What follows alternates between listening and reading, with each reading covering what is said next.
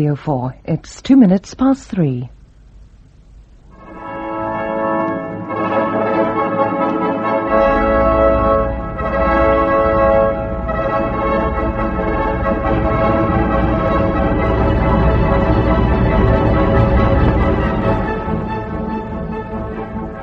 For our play today, we visit Paris in the year 1895, where, amid the glamour of life in the naughty 90s, gentlemen, murder is served.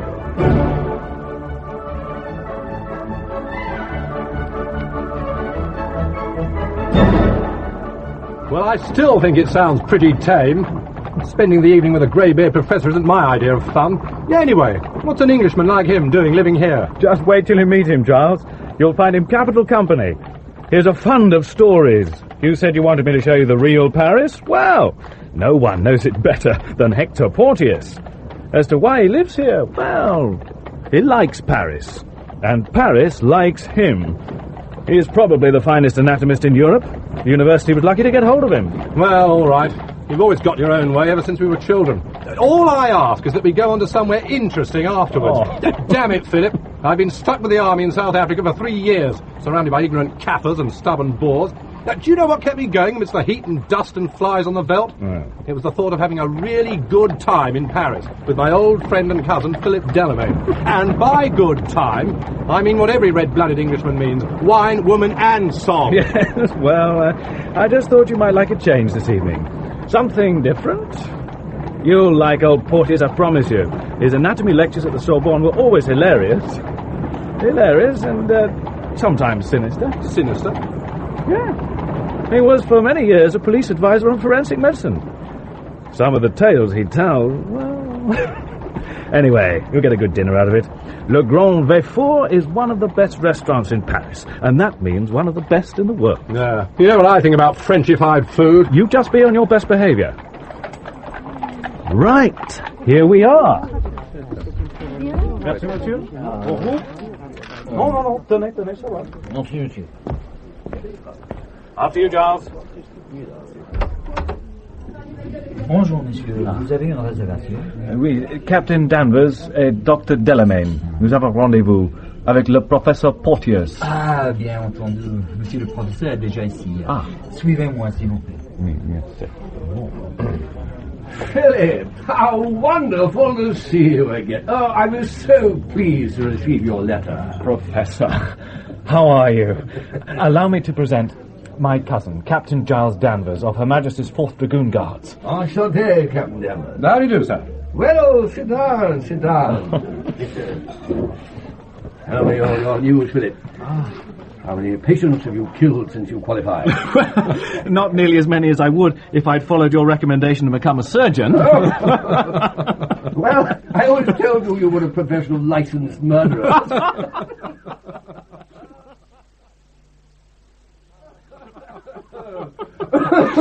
Well, what else could I do?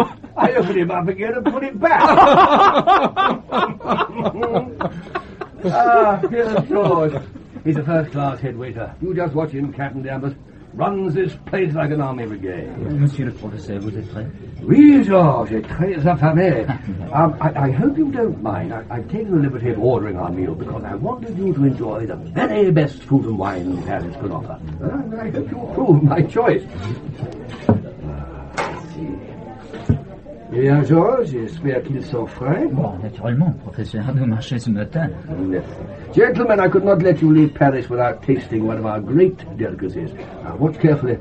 George removes the cover, and voila. Escargot farci varié. My God, they look like... Like snails, Giles? That's exactly what they are. Good God! I know the frogs eat some damn queer things, but snails? Ugh. No wonder the French are such useless soldiers. They all had their guts rotted from the inside. Captain Danvers, Philip told me you wanted to steep yourself in all the pleasures of Paris. Well, for a real Frenchman, the delights of the table surpass even those of the bedroom, eh? And don't worry, the snails have been washed in brine to get rid of the slime. Well, try them. You'll be surprised. Each one is individually farci, it's such a better word than our English stuffed, with a different filling. flavoured with roquefort, fennel, garlic, various spices. Oh, and the wine I know you'll enjoy. It's a Condrieu from Dauphiny, with all the colour and sparkle of rippling sunlight on the Rhone. Ah. Professor, are you still advisor in forensic medicine to the Sûreté? Yes, but I'm not so involved as I used to be. There don't seem to be the really interesting cases these days. Merveilleux. Philip, did I ever tell you about the murders in Rue Montaigne? No. But I know that look in your eye. You've come prepared to tell us, haven't you? Well, I just happen to have the notes of the affair here in this special case. What an extraordinary note case. Odd colour. Covered in vellum, is it? Yeah, I'll come to that in due course. It was for me a particularly interesting affair because I was involved in it from the very beginning. Even before the beginning. Right to the very end. And perhaps even beyond the end. That's why I've kept all these jottings and photographs and press cuttings and this remarkable note case. It is the story of a very beautiful woman. Beautiful and sad. Now picture to yourself, gentlemen. A lady just past her first youth, but now possessing that hauteur, that self-assurance of manner that most men find quite irresistible. A woman of slender build, with green eyes and glistening gold hair, immaculately coiffed. A woman whose defiant tilt of the head and penetrating gaze mark her as a creature of spirit who has triumphed over many of life's little sadnesses. Well, you could see in your mind's eye such a woman. Then you see Regine de Montille. That day in March 1887, when I observed her phaeton rushing along the Bois de Boulogne, I knew it was her, long before I was close enough to distinguish the face beneath her veil. A single lady, elegant, her carriage open despite the bitter cold, driving with such speed, style, grace. Oh, it could only be she. I doffed my hat. Instead of passing, Madame de Montille reined in suddenly. Dr. Porteus! At your service, madame. Are you on your way to a patient? It is only my own health that brings me to the Bois today. Then you shall spend a moment or two with someone who needs your ministrations. Come up into the carriage and sit with me a while. When beauty commands, age must obey. This is very kind. Here, the rug for your legs. Oh, thank you. Now, what's this about needing my humble services? I fear I shall diagnose hypochondria. I never saw you looking more radiant, madame. Up! Hercules! Leander, hop! For several minutes she made no reply. He had left the Avenue du Bois, crossed the Place de l'Étoile, and entered the Avenue des Champs-Élysées before she uttered another long sigh.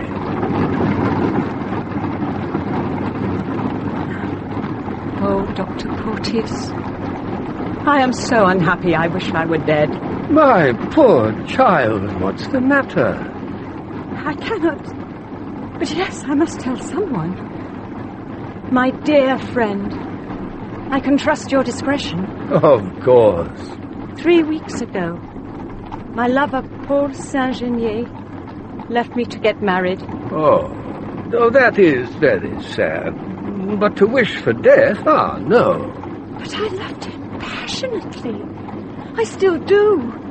He's the only one I care for.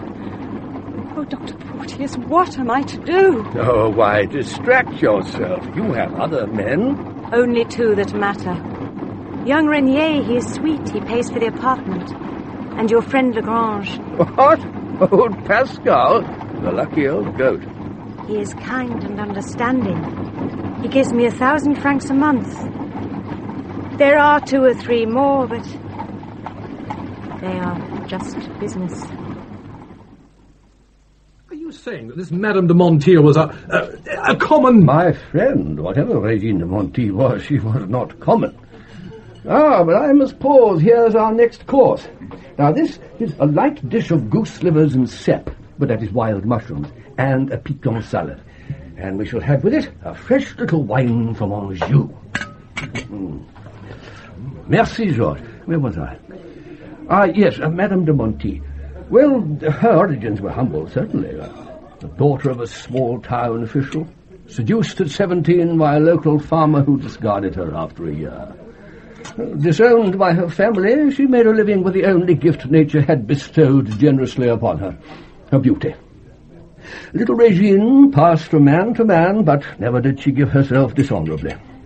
She chose her friends with care. One of her liaisons was with a certain Chevalier de Montille. She took his name and kept it after the affair had ended. She managed to avoid getting herself pregnant. Well, such ladies are well versed in various stratagems.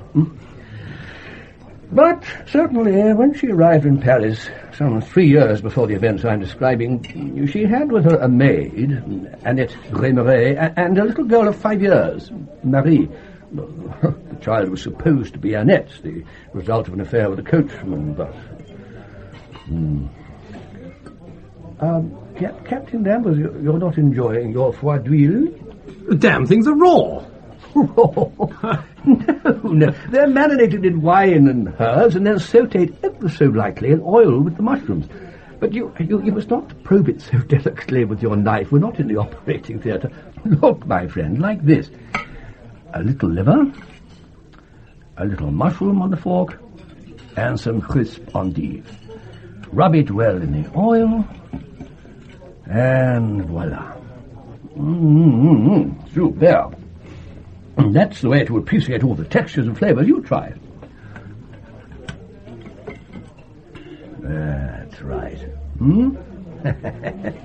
You know, Phillip, this is a favourite dish of old Lamartine, the professor of obstetrics. He says it gives him a sensation which must be like eating newborn babies. Giles, my poor chap. You need a good thump on the back. Oh, that's enough.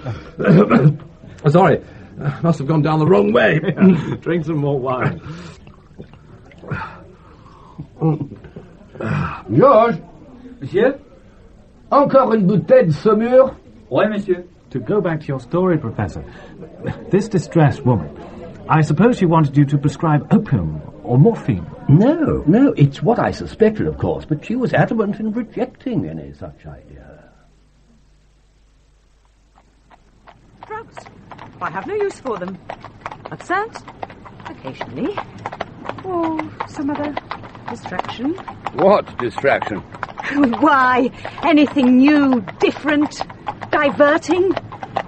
The nights are the worst time after my regular lovers have gone.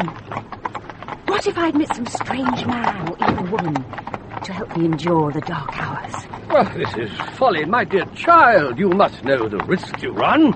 Thieves, violent men. You've heard about these terrible murders of the last few months. 4 women brutally done to death. Risk? But that puts interest, excitement back into life. Hercules, Leander,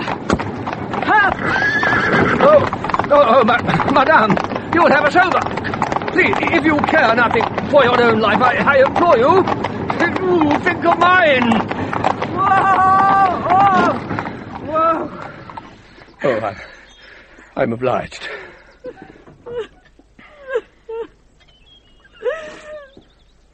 Oh, Dr. Porteus, what shall I do?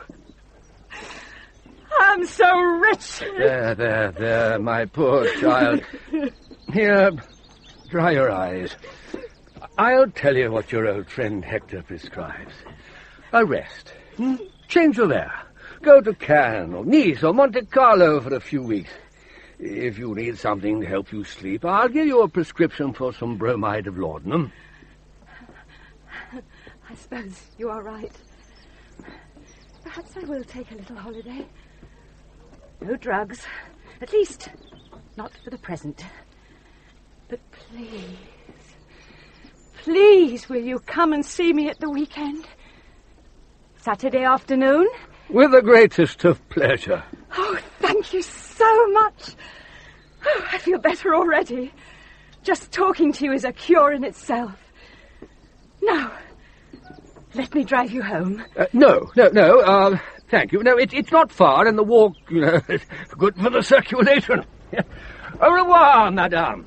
Until Saturday, dear Dr. Porteus.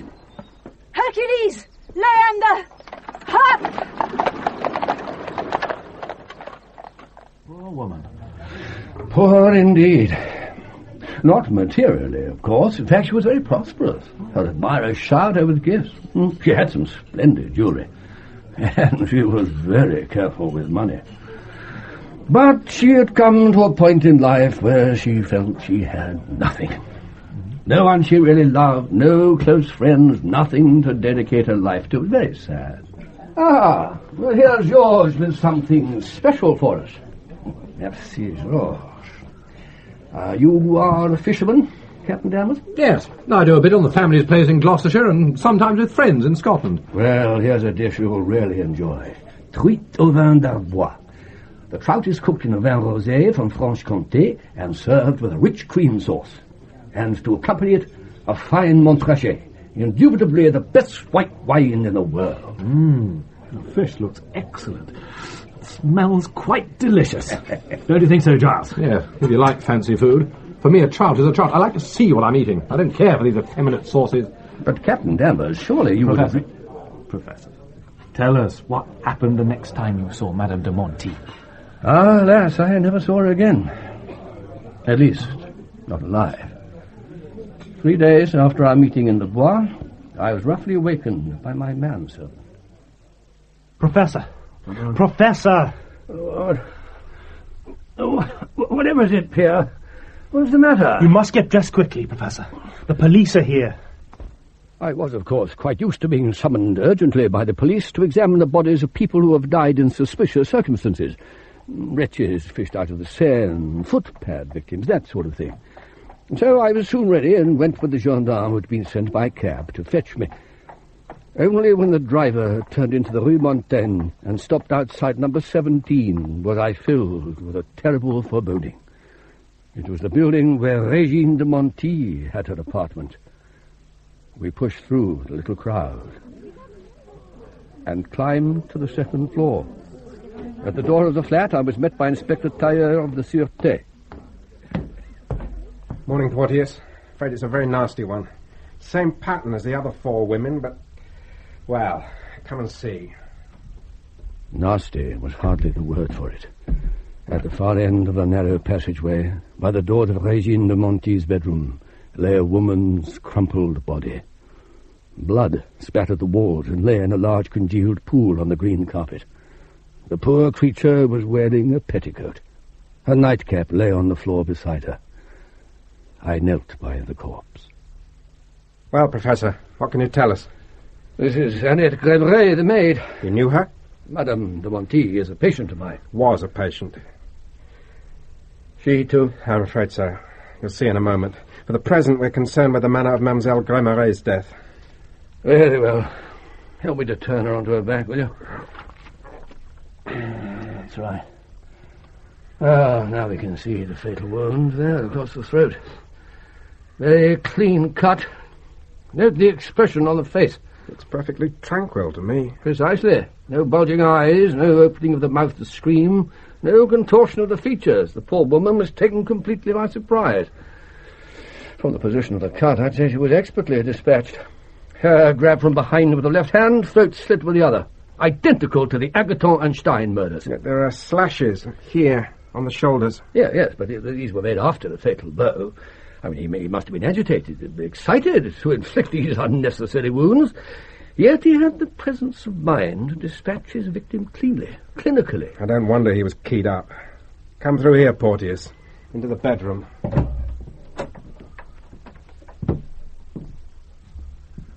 My God. Ghastly, isn't it? I don't mind admitting I've never seen anything worse. The elegant chamber where Regine de Montille had exercised her not inconsiderable talents was a shambles. The purple damask hangings over the rosewood bed were torn, wardrobe doors gaped open, drawers had been pulled out and their contents scattered. There were splashes of blood over the crumpled sheets and the wall.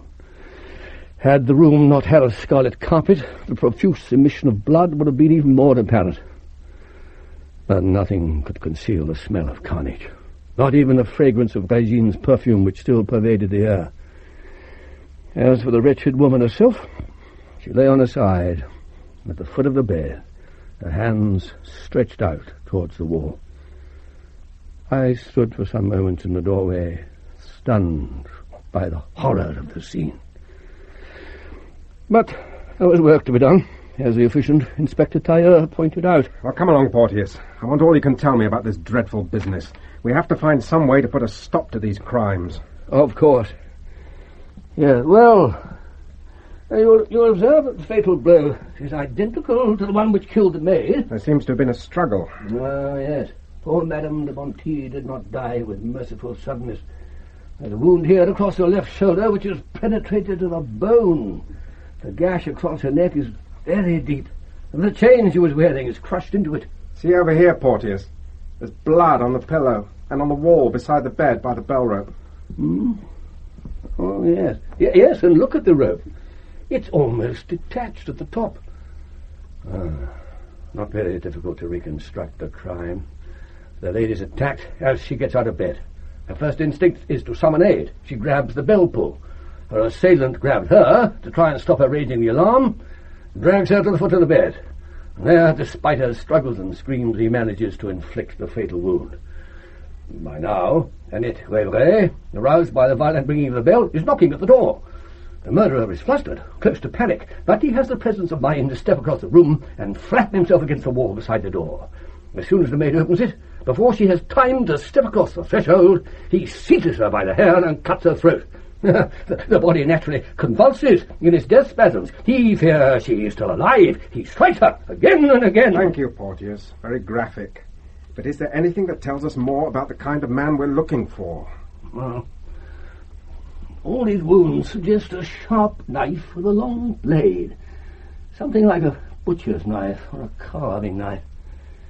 As to the assassin, obviously strong, and I'd say he knew exactly what he was doing. There are no stab wounds on the bodies. He wields his weapon expertly, like a butcher. It all confirms what we already know. We're dealing with a calculating, ruthless killer. Insane, certainly, but the cunning of the devil himself. You haven't seen the worst yet. Come with me. Here, at the end of the passage, is the room shared by the maid with her daughter Marie. Prepare yourself for another shock, Porteus. He flung open the door and... Not the little girl as well. The child Marie lay huddled up in the middle of the large bed she shared with the maid.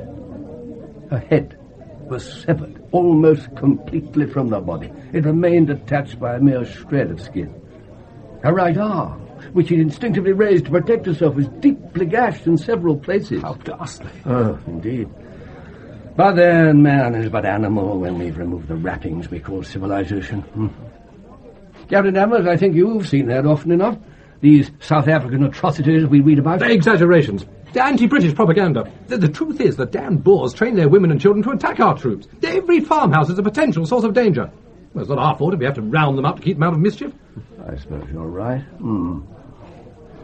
Doubtless the stories of hundreds of women and children dying in the camps, not exaggerated. We civilized British would never permit such a thing. Monsieur le professeur, le requis est prêt. Vous permettez... Ah, my friends, our next course. Oui, Georges, vous le pouvez servir. Et le vin. C'est ici, monsieur. Le sommelier va vous le présenter. Merci.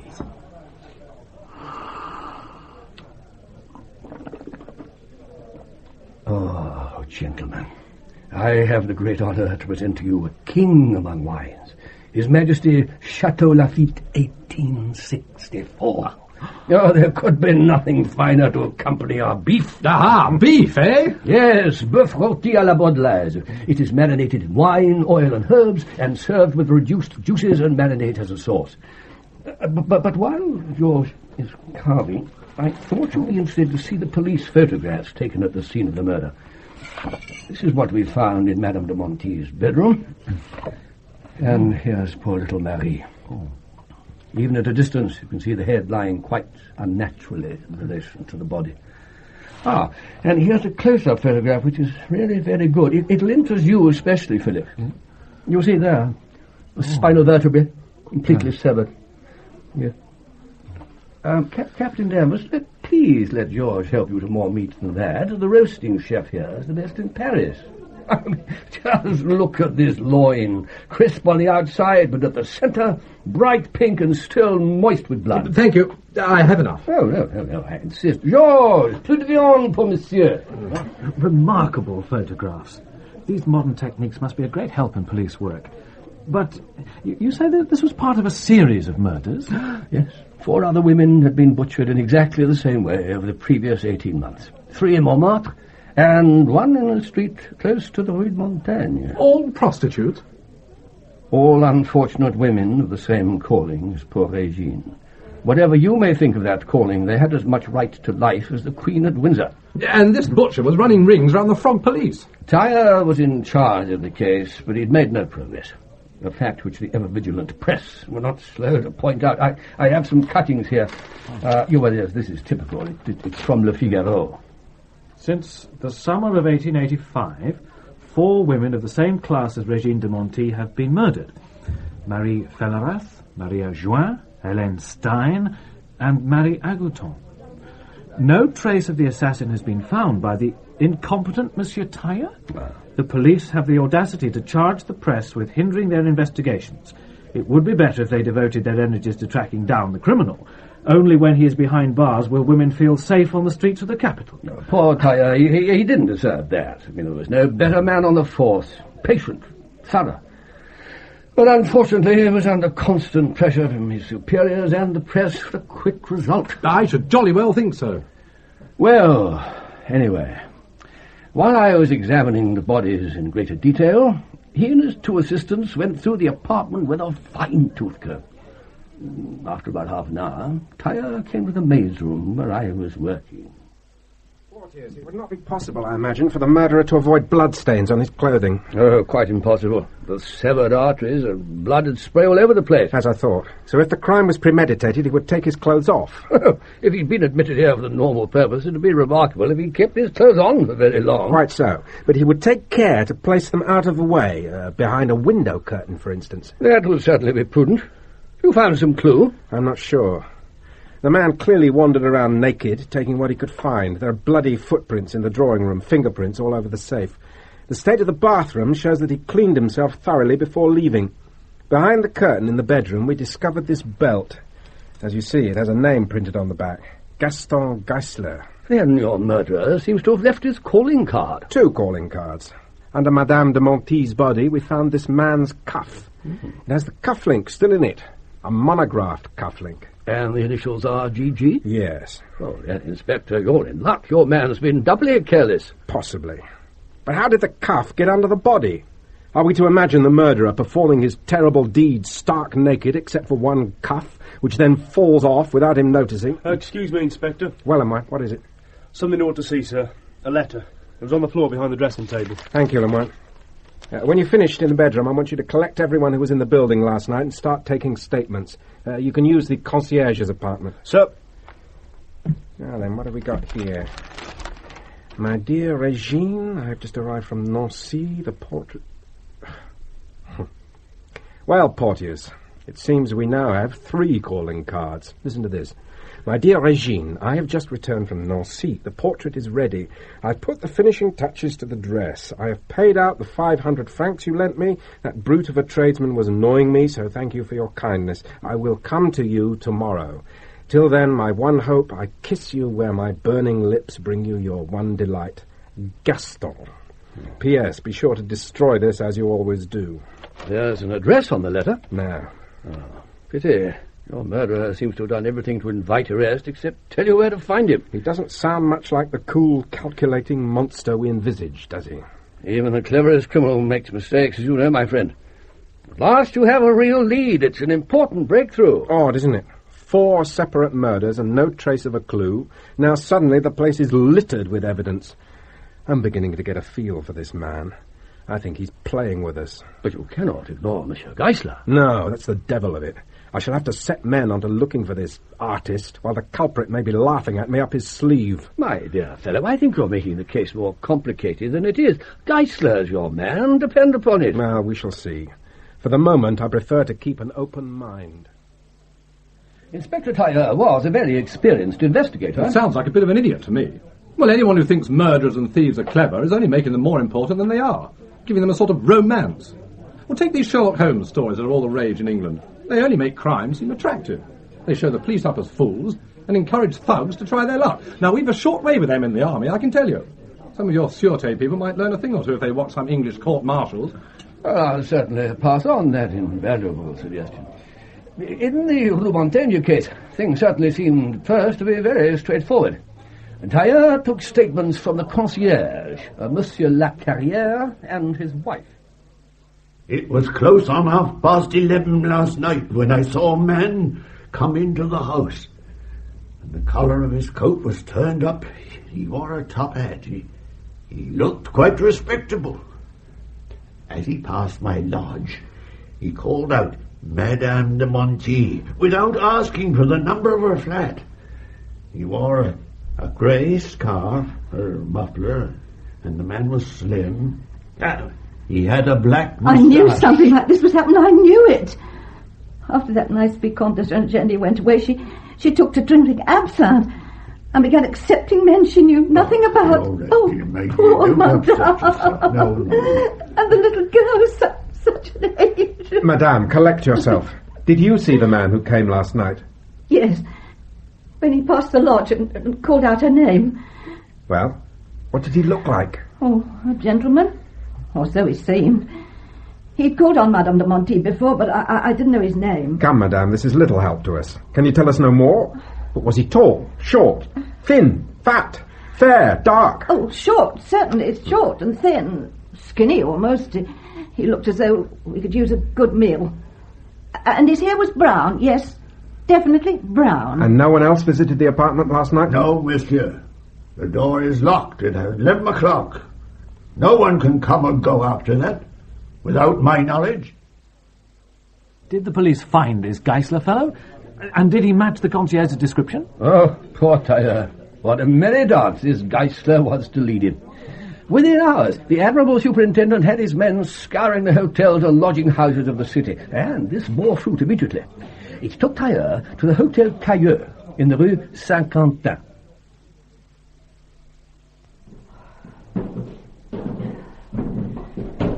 Didn't like the look of him from the start.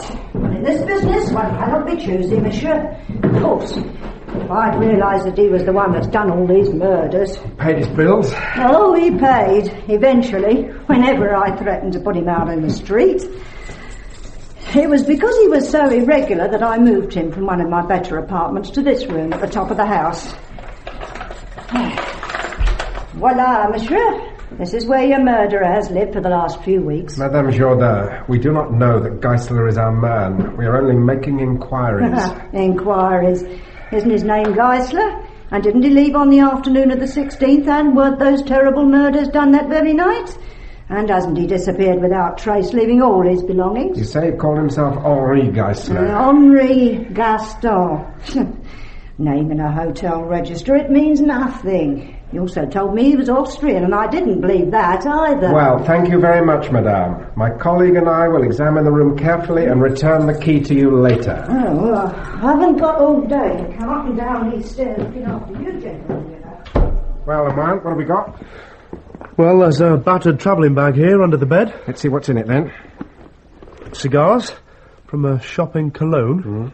Shirts, socks, 2 grubby collars. Just a minute. Look at this. And this. It's on the collars, too. GG. He's our man right enough. You think so, Lemoine? Well, surely there can't be any doubt, sir. The laundry marks are identical. And according to the hotel staff, he fits the picture. Well, we shall know much more when we've found Geisler. Somehow, I don't think that's going to be easy.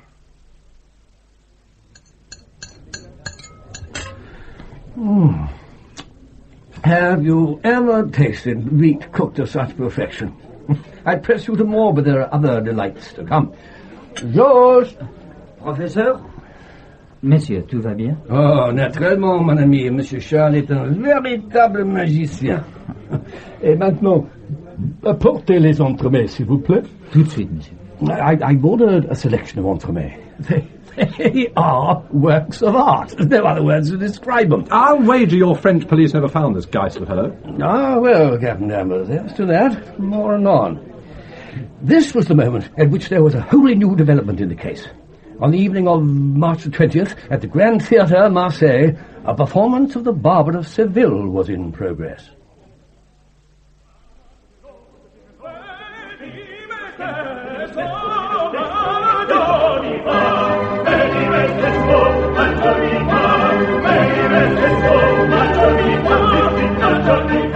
As the first interval approached, Inspector Ceccaldi of the local police force quietly entered a box.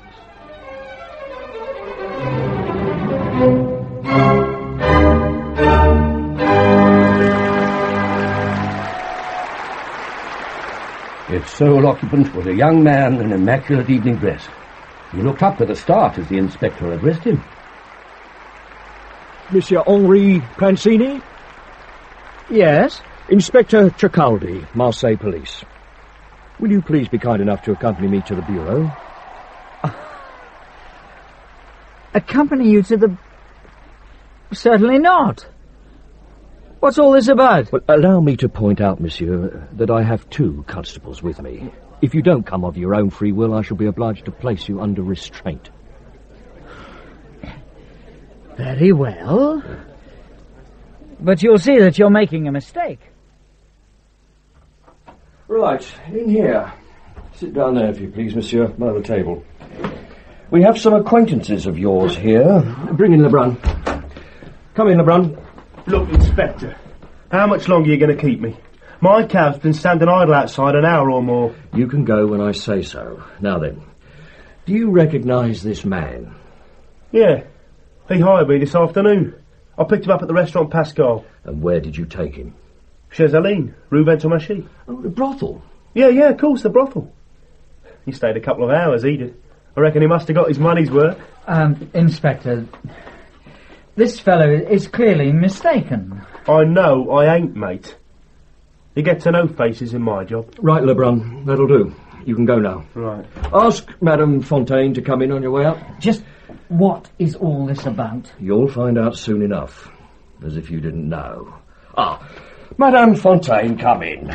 You've been most helpful already. I won't keep you much longer. It's all right, Inspector. I always cooperate with the police, as you well know. Take a good look at this gentleman, madame. Did he patronise your establishment this afternoon? That he did, Inspector. He was entertained by Fleur and Elise, 2 of my best girls. And what happened after he left? Well, they came into me all agitated. They're very good girls, very religiously brought up. All my girls are good girls, regular at Mass and confession. Just tell us what happened. Yes, that's what I'm doing, Inspector. And as I said, they were very agitated. It seems this gentleman had sold them some jewellery for a few francs. He said they were cheap gimcracks, but of course I could see as soon as they showed them to me that they were high-quality items. Do you identify the articles in this box as the valuables in question? Yes, Inspector. Lovely earrings and a charming little watch set with diamonds, obviously valuable. And you thought you'd check to see if they'd been stolen, in case there was a reward? I did my duty as a citizen, Inspector. Of course. Well, thank you, Madame Fontaine. I know you're a busy woman. I won't detain you any longer. Constable, see the lady out. Well, if you're sure there's nothing... Nothing. Goodbye then, Inspector. Let me know if I can be of any further assistance. My girls and I... Well now, Monsieur Pranzini. Oh, Inspector, if there should be a reward... Madame, you will be the first to know. Goodbye. Well, you don't seriously believe these wretches? Oh, you're not going to take the word of cabbies and women of the street against the word of a gentleman? Do I look like a common jewel thief? You don't recognise these pieces of jewellery, of course. I've never seen them before. And you've no idea where they came from. Well, how could I? Then allow me to enlighten you, monsieur. For the last 2 years, as the press delight in pointing out, a particularly vile murderer has been on the loose in Paris. To date, he has claimed 7 victims. His last atrocity occurred 3 days ago, but this time there was a difference. This time the madman stole jewellery from his victim. Jewellery which could be traced. Jewellery which has been traced. Those items before you answer precisely to a description issued by the Office of the Sûreté in Paris. It seems that the experts in the capital do sometimes find use for us simple provincial policemen. God, you're not trying to connect me with this murder that's been in all the papers. We've been pursuing our investigations in our dull provincial way, and we find your movements very interesting, Monsieur Pranzini. You will not, I imagine, deny that you arrived in Marseille yesterday on the express train from Paris. Along with at least 100 other people. Well, we've notified our colleagues in the big city. Pending their arrival, we are holding you on suspicion of the murder of Madame Regine de Montille. So this Pranzini was the man passing himself off as Henri Geisler, eh? Oh, no. No, the mysterious Geisler, you recall, was a short man with a moustache, and so thin that he looked in need of a good meal. Henri Pranzini was 31 years old, well-built, above average height, and clean-shaven. But come, my friends, we are neglecting our victuals. Let's see what the good George has brought for us. Roast truffles and... lobster au gratin. And what have we lurking under this cover? Grouse in soured cream. Oh, that you must try. It is made to a recipe by the immortal Carême. Who on earth is Carême? And this amazing Eiffel Tower in pastry. Now, that is the pièce de résistance, a speciality of Le Grand Véfour, a crisp egg-shell-thin crust concealing an exquisite combination of garlic, tomatoes, and calves' brains. I insist that you let me give you a little, Captain Danvers. Thank you. No. Perhaps a portion, just a very tiny portion of the grouse. If Pranzini wasn't the murderer, he must have received the jewels from the murderer. Presumably he could lead the police to him. Pranzini was an enigma. He denied all knowledge of the jewels and of Regine de Montille, until he was presented with incontrovertible evidence. The police were able to connect him with the murdered woman? Among the visiting cards on a tray in her drawing room was one bearing the name Henri Pranzini. Yeah. There was more than enough information to connect him to the crime, and by detaining and examining Pranzini, the police could at last be seen to be doing something. But still, Tailleur was not happy. Porteus, thank you for being so prompt. I came as soon as I received your message. No, don't sit down. I want you to meet this Pranzini fellow. You can spare me the time? Of course. Then we'll go straight away. I have a cab waiting. My dear Tailleur, I'm totally mystified. You've directed the cabbage drive to the Rue Montaigne. Inspecting Magistrate, Monsieur Guillot, has resolved upon a little experiment. He's taking Pranzini to the scene of the crime. Guillot thinks the prisoner will crack. He's determined to wring a confession from Pranzini. But why do you want me there? I want you to help me understand Pranzini's mind. My dear Tailleur, I'm an expert in bodies, not minds. You should consult someone like Jean Charcot. He's doing some very interesting work at Salpêtrière Hospital. Of course, psychology is a very new science. At the end, it may not amount. I can't go to any of these loony doctors. The superintendent would be furious. All he wants is a conviction against Pranzini, and quickly. Then I am the one who has to go into court and make a good case against this man. I have to persuade a jury that Pranzini is the sort of man who could butcher 7 women in cold blood. The defense lawyers will make great play of the fact that Pranzini does not fit the description of the man seen going into Madame de Montille's apartment. Well, it was dark on the staircase. The visitor covered his face. I'm not talking about legal arguments, Porteus. I want to know that Pranzini is our man. You remember I said I felt the murderer was laughing at us, challenging us to outwit him. I felt that when I came face to face with the assassin, I would be quite sure to recognize him. And you're not certain about Pranzini? He's a pretty pathetic creature. Well, what have you found out about him? It's rather a squalid story. He was born in Egypt and worked for the postal service there until he was caught pilfering registered letters. When he came out of prison, he seems to have gone straight for a time.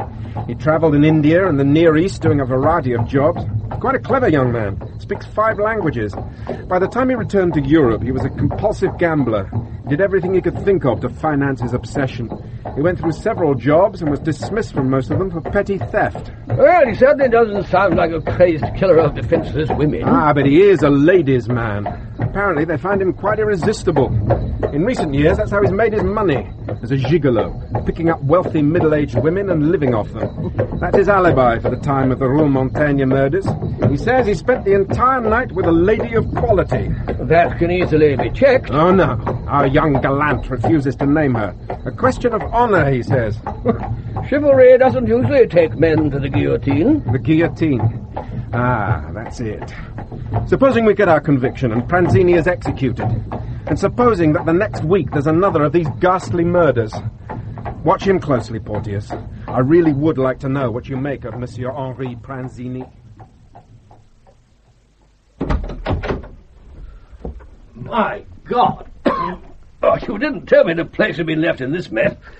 It'll be the devil's own job to get those bloodstains off the wall and the carpet and the stench. Monsieur Guillot's specific instructions. He has a taste for the dramatic. And here he comes, on cue. Our instructions are to stand here, stage right, and say nothing. You are, of course, familiar with the late Madame de Montille's bedroom, Pranzini? I have never been in here before. Look here at this blood-stained bed. Was this where you struck down Regine de Montille? I have nothing to do with this business. And I swear it's the first time I've ever been in this room. Was it here that the woman fell? Was it from this table that you stole the jewels found in your possession in Marseille? I never had those jewels. They were almost seen in your hands. The woman to whom you tried to sell them handed them over immediately to the police. It was not I. This safe even now bears bloodstains left by the murderer's fingers when he tried to open it. I tell you, I have nothing to do with this business. And I repeat, I have never been in this room. Ha! It was here on the threshold of this room that the maid was struck down as she was going to her mistress's aid. Come now to the room where the most terrible part of the tragedy took place. I have never been in this room. I don't know it any more than the other one. I have never seen anything but the drawing room. On this bed, all soiled with blood, the poor child was literally beheaded. The sight of this place where such awful events happened awakens no emotion in you. It moves me, because I feel sorry for the poor victim. You are the murderer. All the circumstances point to it, and your lies complete the proof. I am not lying. I have not got this on my conscience. You see, you are under a terrible charge, that you have committed a crime which has appalled the whole of France. For the last time, I appeal to you, here, in this dreadful place. If you are innocent, clear yourself. Tell me where you passed the night that these atrocious murders were committed. I was with a lady. A married lady? Yes. Her name? Strange, is it not, that this lady of quality, this aristocratic adulteress, who holds you in such apparent esteem, is not prepared to come forward and save you from the guillotine? Your silence is more eloquent than any confession. Surely, monsieur, it is for you to prove that I was here, not for me to prove that I was not. Put this top hat on and come with me. Top hat? What? Do as you're told. La Carrière! La Carrière! That'll take the man. Where is he? La Carrière! Coming, monsieur. Stand just there, at the foot of the stairs, and fetch your wife. Jeanne, come here. The magistrate wants you. Good morning, monsieur le concierge. What monsieur Guillot here wishes to know is whether you recognize me. Was I here the night those unfortunate women were murdered? I'm not sure. I thought the man was smaller. But the face, no. Well, he had his collar turned up. Like this? That's right, yes. Well? No, I don't think he... Go back a few steps up the stairs. Oh, really? How long is this charade? Come, La Carrière. Do you recognize this as the man who asked for Madame de Montille at 11:30 on the night of the 16th of March? No, monsieur. Madame? No, monsieur. There's nothing amusing about your situation, Pranzini. Inspector Tailleur, a word if you please. Tailleur, I want you to go through this place again, microscopically. Monsieur Guillot. Microscopically, Tailleur. Somewhere here is the proof that Pranzini committed these murders. I have certain other leads to follow up. Leads? What leads? The Brussels police believe they have found Geisler. Geisler, red herring. Don't waste your time with him. Get me evidence against Pranzini. But surely, Monsieur Guillot. I am under instructions from the office of the President. You understand? The President. We have to restore public confidence in the police and silence these gutter-snipe reporters. I have been ordered to secure a conviction, and we will obey those orders. Gentlemen, you will find this Chateau d'Yquem absolutely stunning.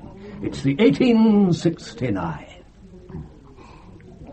Oh, what can one say? Honey and musk roses and liquid gold, eh? A perfect compliment for the final course of our modest repast. Now, let me see what we have. Omelette soufflé, charlotte russe au gingembre, pêche à la turque. Come on, Professor. Don't keep us in suspense. What did you make of this Pranzini? The fellow sounds like an absolute villain. He was obviously lying through his teeth. Well, half the population of France would have agreed with you, Captain.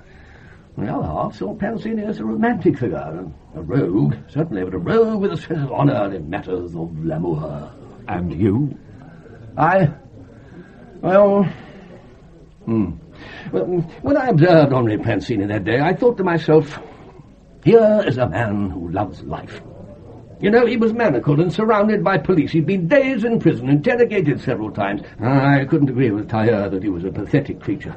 No, there was an animal vivacity about him. I could see why women were drawn to him. He seemed to regard his arrest as just another adventure in a life which had been full of adventures. Perhaps murder was just one more fascinating experience for him. Possibly. And yet, could a man who manifestly loved life deprive others of it so viciously? Anyway, the case against Pranzini was far from conclusive. The hunt for fresh evidence was intensified, and Tailleur personally set out on the Geisler track. But I thought the inspector told you that, in his opinion, the Geisler evidence had only been planted by the real murderer. Yeah, that's true. But I think that as the days passed, Tailleur became more and more convinced of Pranzini's innocence. He hoped that the mysterious G.G. would cast some clear light on the case. So, Geisler became for him a sort of holy grail. And almost as elusive, he kept popping up and vanishing again all over the place. A report from the Belgian police that Geisler had been seen in Brussels, and the indefatigable Tailleur was off, hot foot. Monsieur l'Inspector, we're desolate. Our man's disappeared. However, our colleagues in Antwerp think they've located your man. Your name is Gaston Geisler? Oui, monsieur. Would you mind telling me where you were on 16th of March last? Right here, monsieur, in my shop, where I have been every day for the last 20 years. You have witnesses to that effect? But of course, monsieur. My wife, my children, my customers, my neighbors, they... On to Cologne to speak with the shopkeeper who provided the cigars found in Geisler's bag. No help there. Doggedly, Tailleur travelled to Breslau, where Geisler's shirts had been manufactured. There, patience was rewarded. Yes. Here we are. These were sold to a Frau Gutentag. You have the address? Oh, nein, Herr Inspector. It was only a small order. Have you a town directory? Certainly. Right here. Good folk. Good man. Guten Tag. Well, there are pages of them. It's a common name, Herr Inspector.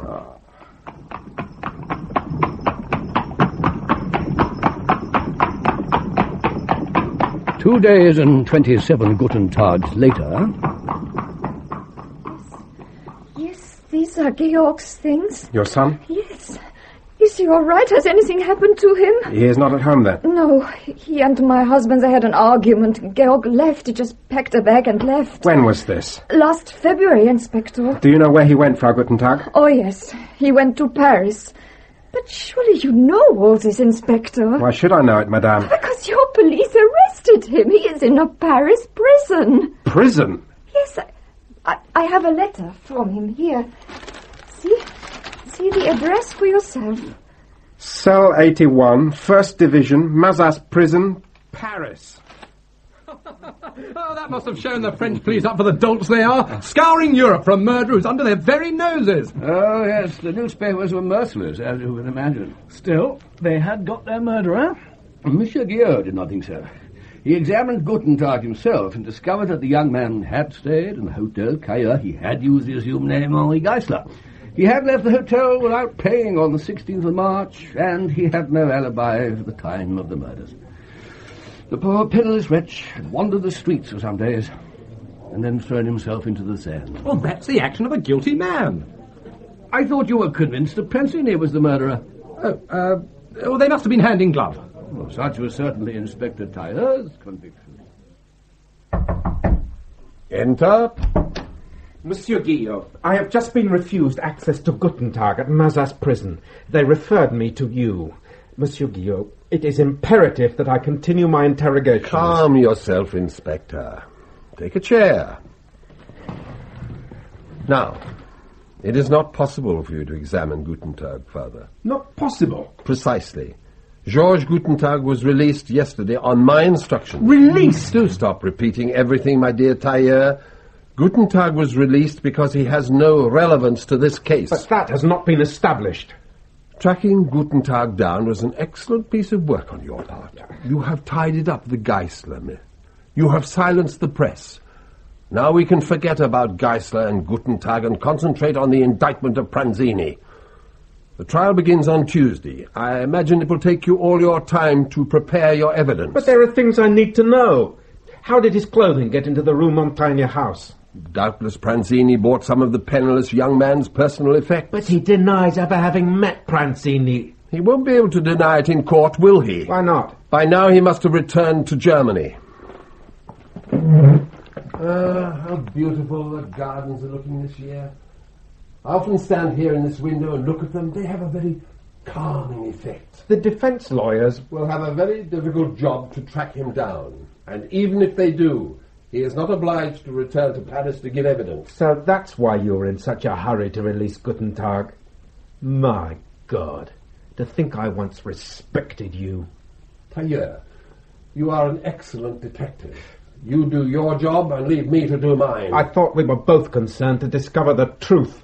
Do you know, I really think the roses are out earlier this year. So there you have it, my friends. Those are the basic facts in the case of the murders in the Rue Montaigne. How say you? Was only Pranzini guilty or not guilty? Well, he was obviously a thoroughly bad lot. The world would be well rid of his sort. Mm-hmm. Shoot first and ask questions afterwards, eh? What do you think, Phillip? Well, the police case was obviously weak. I imagine everything must have hinged on how the lawyers presented the evidence at the trial. Ah, yes, the trial. Here, in this interesting note case, are the press accounts of the court proceedings. You see how voluminous they are. The trial spread over 5 days. 5 days in a stuffy courtroom at the height of summer. Public and press crammed into every available seat. Everyone straining to hear the evidence. Participants in the drama that will decide the death or life of a fellow human being. Evidence is set up and knocked down. Arguments flaunt themselves and clash like knights at a tourney. Witnesses come and go. But the man everyone is waiting to see is the prisoner, the enigmatic Henri Pranzini. Not until the afternoon of the third day is he placed in the witness box by his counsel, Maitre Demange. Monsieur Pranzini, I will not trouble you with the alleged weapon which the police have been unable to produce in evidence, or the absence of an alibi which the prosecution set so much store by. The trivia I have already disposed of. What I would like you to do is to tell the court, in your own words, how you knew Madame de Montille and when you saw her last.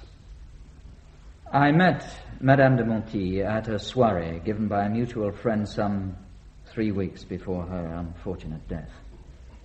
We talked a great deal. She appeared to find my company congenial. She intimated that I might call upon her. I did so a few days later. She was not at home, so I left my card. Did you call again? Yes, a few days before her death. I think it was a Tuesday. Your call was professional? Certainly not. Purely social. She received you in her sitting room? Well, of course. Where else would she receive me? Then at no time did you enter the bedroom? I never saw the interior of her bedroom until the police showed it to me. Mm-hmm. How did she appear to you? Regine de Montille was a lady experiencing... Speak up, man! The court cannot hear you. Regine de Montille was a lady experiencing great sorrow. She was someone who needed friends, confidants, advisors. She was at the end of her tether. Yes, and she found in you a kindred spirit. I believe so. She was not the only woman to find consolation in your friendship, was she? No. No. Now, you've heard the public prosecutor describe you as an unscrupulous man who battens upon defenseless women. How do you respond to that? It proves only that the learned gentleman understands neither me nor women. I have many lady friends, yes. A few lovers, certainly. Most of them neglected, abandoned by their husbands, by society, or in the fine houses and squalid apartments of this so civilized city. Do you know how many lonely women there are? Women whose lives are empty, unfulfilled. Women who wilt like flowers in a dark cupboard because in our society where men hold sway, they are not allowed to blossom, to contribute the fragrance of their intelligence, their understanding to the course of human affairs. Madame de Montille was one such. Men she knew in plenty. Men who wanted but one thing from her. Men who would pay her with mere money, but denied her the companionship, understanding, love that she craved. Was it wrong of me to make up in some small way for the outrageous shortcomings of my sex? Silence! I will have silence! Very eloquent, Pranzini. If your relationship with the dead woman was so noble and pure, why did you deny all knowledge of her to the police? Monsieur le Président, it was foolish. I confess it. But as prosecuting counsel has taken great delight in telling the court, I have had several brushes with the police in my colourful career. It has become a natural instinct to avoid such encounters whenever possible. In my experience, the police are unable to see a false conclusion without jumping to it. So the trial goes on, until at last the dramatic closing moments are reached. The public prosecutor has stitched the patches of police evidence together to make, as he hopes, a mantle of guilt. I have shown you how this desperate man struck up an acquaintance with the unfortunate Madame de Montille, not for the purpose of satisfying his lust, but to furnish his debauched way of life. I have shown how he acquired the murder weapon, how he equipped himself with the false Geisler clues with which he littered his victim's apartment. I have shown you how he struck down Regine de Montille, how the poor woman attempted to summon aid, how Pranzini, without a modicum of pity, dispatched the maid and even a poor, innocent, sleeping child. I have shown how he took the dead woman's jewels and how he was caught trying to dispose of them. Here is no crime of passion, gentlemen of the jury. Here is a planned, premeditated, callous massacre, the like of which neither I nor I venture to suggest anyone in this court has ever encountered.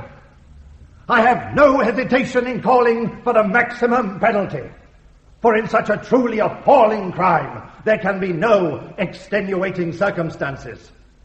Regine de Montille, Annette Dremeret and little Marie were brutally done to death by the man who stands before you. The man whose arrogance throughout this trial speaks volumes. I will not tell you that the blood of his wretched victims cries for vengeance. We are not here to take revenge. It is justice that I demand. Justice in full measure.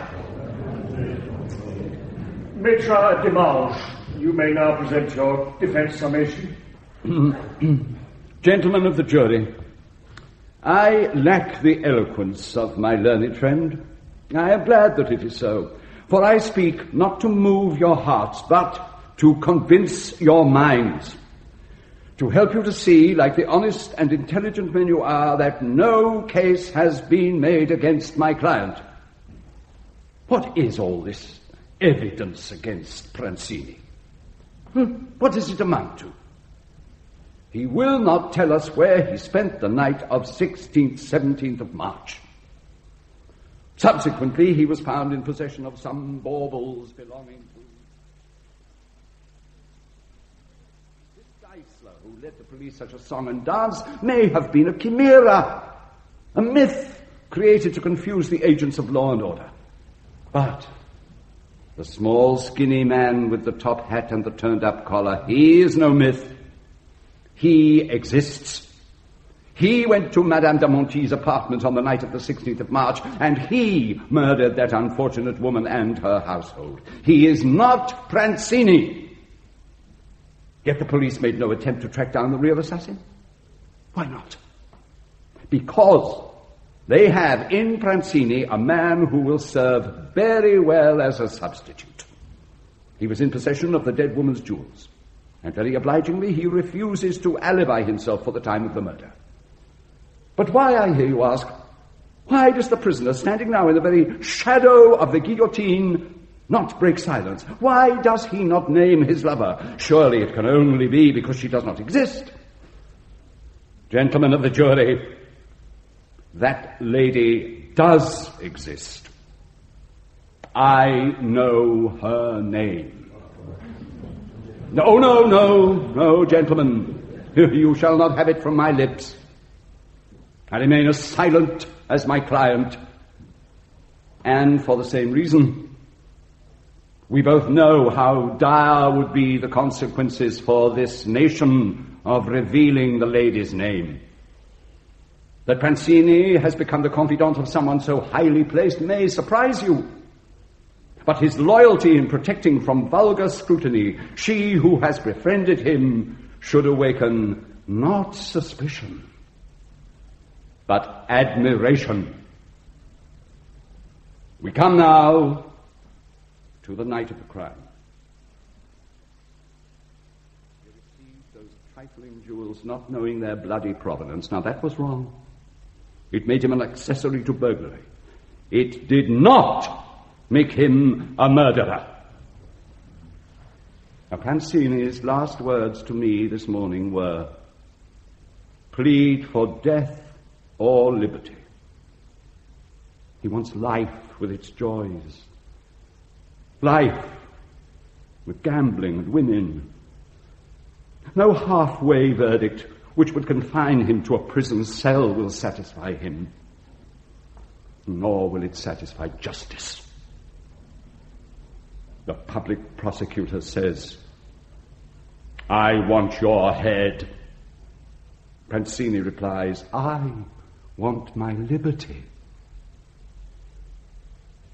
Gentlemen of the jury, upon you falls the solemn responsibility of deciding which plea to grant. Rise to the level of your duty.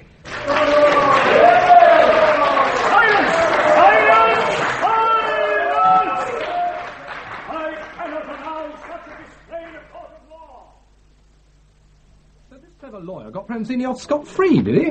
The answer is here. What, in your note case? Yes, in the note case you so rightly admire. Please take it. Examine it closely. Phillip, a little more of this splendid EPM. Did Pranzini get off? One newspaper reporter at the time wrote, a jury of women would have acquitted him, a jury of eunuchs would have recommended boiling oil. Unfortunately, Pranzini was tried by 12 men. They brought in a verdict of guilty? Yes, and a very controversial verdict it was. Did it put a stop to the murders? The wave of killings in Paris stopped abruptly. Well, there you are, then. I wonder. Henri Pranzini was executed on the 31st of August, 1887.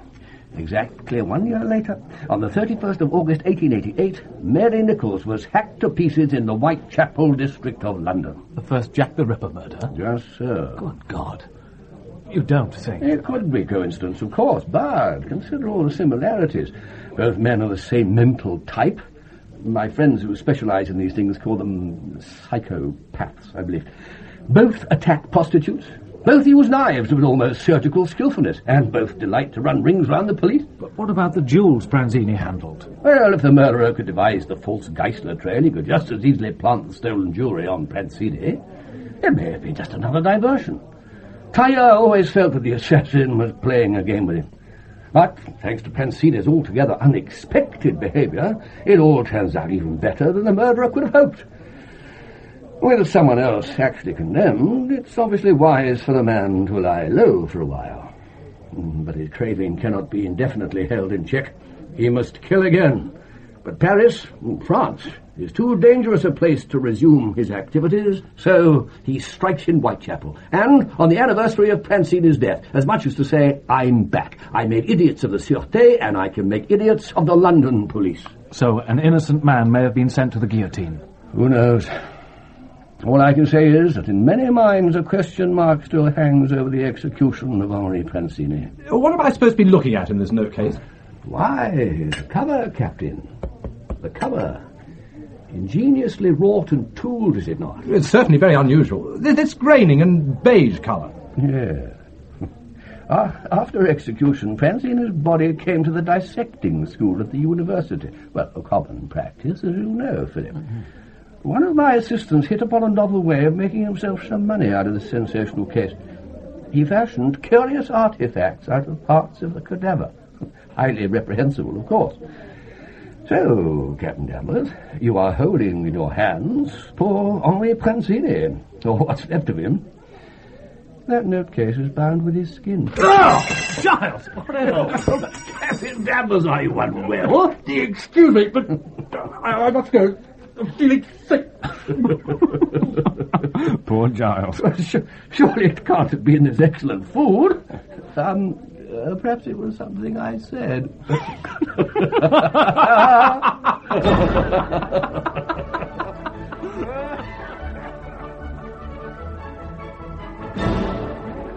Gentleman, Murder is Served was written by Derek Wilson. Hector Porteus was played by Peter Jeffrey, and Inspector Tailleur by Christopher Ettridge. Giles Danvers was Cornelius Garrett, and Philip Delamain was Graham Poutney. Regine de Montille was played by Barbara Kellerman, and Georges the waiter and Henri Pranzini were Christian Rodska. Madame la Carrière was Peggy Ann Wood, Monsieur la Carrière, Henry Goodall, Monsieur Guillot was Jack Watson, and the Maitre Demange was John Moffatt. Inspector Ceccaldi was Phillip Manikum, the prosecutor Stephen Lyons, Madame Jordan, Joe Anderson, Lemoyne, Dominic Rickards, and Madame Fontaine was Joanne Mackie. Other parts were played by members of the cast. The play was directed in Bristol by Andy Jordan.